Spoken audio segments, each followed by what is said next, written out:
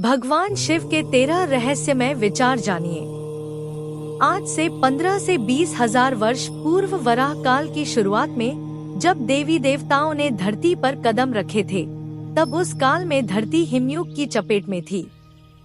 उस दौरान भगवान शंकर ने धरती के केंद्र कैलाश को अपना निवास स्थान बनाया। विष्णु ने समुद्र को और ब्रह्मा ने नदी किनारे को अपना स्थान बनाया था। पुराण कहते हैं कि जहाँ पर शिव विराजमान है, उस पर्वत के ठीक नीचे पाताल लोक है, जो भगवान विष्णु का स्थान है।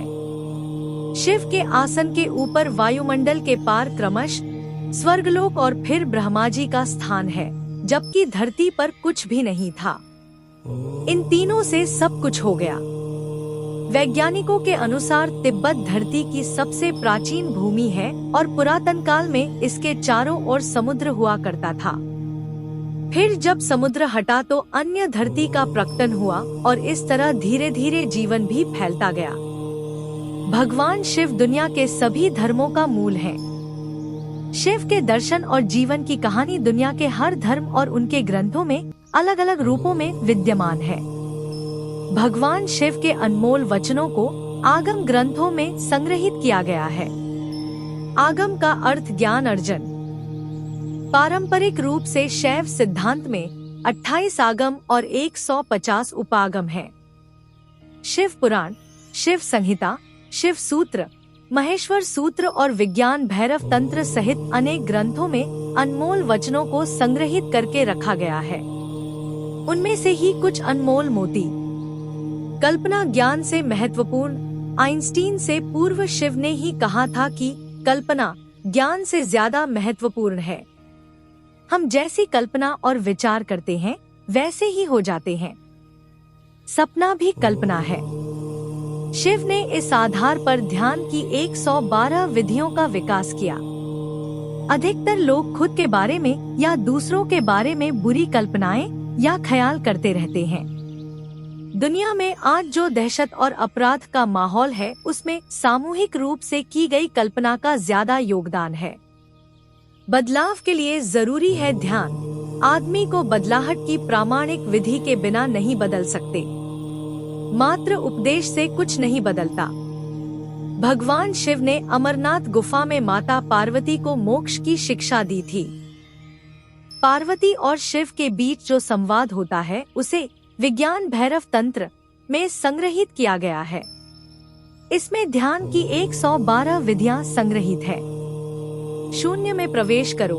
विज्ञान भैरव तंत्र में शिव पार्वती जी से कहते हैं, आधारहीन, शाश्वत, निश्चल आकाश में प्रविष्ट हो, वह तुम्हारे भीतर ही है। भगवान शिव कहते हैं, वामो मार्ग परम घनो योगितामप्यगम्य, अर्थात वाम मार्ग अत्यंत गहन है और योगियों के लिए भी अगम्य है। मेरु तंत्र भगवान शिव के योग को तंत्र या वामयोग कहते हैं। इसी की एक शाखा हठयोग की है। आदमी पशुवत है। मनुष्य में जब तक राग, द्वेष, ईर्ष्या, वैमनस्य, अपमान तथा हिंसा जैसी अनेक पाश्विक वृत्तियां रहती हैं, तब तक वह पशुओं का ही हिस्सा है। पशुता से मुक्ति के लिए भक्ति और ध्यान जरूरी है। भगवान शिव के कहने का मतलब यह है कि आदमी एक अजायब घर है। आदमी कुछ इस तरह का पशु है जिसमें सभी तरह के पशु और पक्षियों की प्रवृत्तियां विद्यमान हैं। आदमी ठीक तरह से आदमी जैसा नहीं है। आदमी में मन के ज्यादा सक्रिय होने के कारण ही उसे मनुष्य कहा जाता है, क्योंकि वह अपने मन के अधीन ही रहता है। मरना सीखो। यदि जीवन में कुछ सीखना है तो मरना सीखो। जो मरना सीख जाता है वही सुंदर ढंग से जीना जानता है। गायत्री मंजरी में शिव पार्वती संवाद आता है, जिसमें भगवती पूछती है, हे देव, आप किस योग की उपासना करते हैं जिससे आपको परम सिद्धि प्राप्त हुई है? उन्होंने उत्तर दिया, गायत्री ही वेदमाता है और पृथ्वी सबसे पहली और सबसे बड़ी शक्ति है। वह संसार की माता है। गायत्री भूलोक की कामधेनु है। इससे सब कुछ प्राप्त होता है। ज्ञानियों ने योग की सभी क्रियाओं के लिए गायत्री को ही आधार माना है। जीवन को सुखमय बनाने के लिए भोजन और पान, पेय से उत्पन्न उल्लास, रस और आनंद से पूर्णता की अवस्था की भावना भरें, उससे महान आनंद होगा। या अचानक किसी महान आनंद की प्राप्ति होने पर या लंबे समय बाद बंधु बांधव के मिलन से उत्पन्न होने वाले आनंद का ध्यान कर तल्लीन और तन्मय हो जाएं। प्रकृति का सम्मान करो। प्रकृति हमें जीवन देने वाली है, इसका सम्मान करो। जो इसका अपमान करता है समझो मेरा अपमान करता है।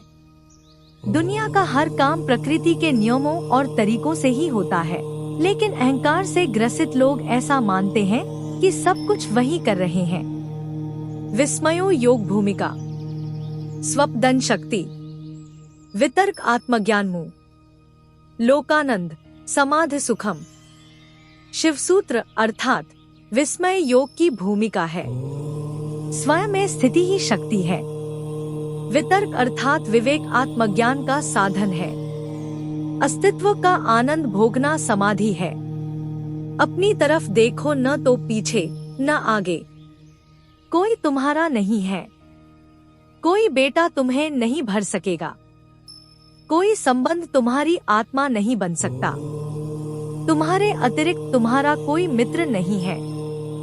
शिवसूत्र आत्मा चित्तम कलादीना तत्वानाम विवेको माया मोहावरणात् सिद्धि जागृत द्वितीय कर। शिवसूत्र अर्थात आत्मा चित्त है। कला आदि तत्वों का अविवेक ही माया है। मोह आवरण से युक्त को सिद्धियां तो फलित हो जाती हैं, लेकिन आत्मज्ञान नहीं होता है।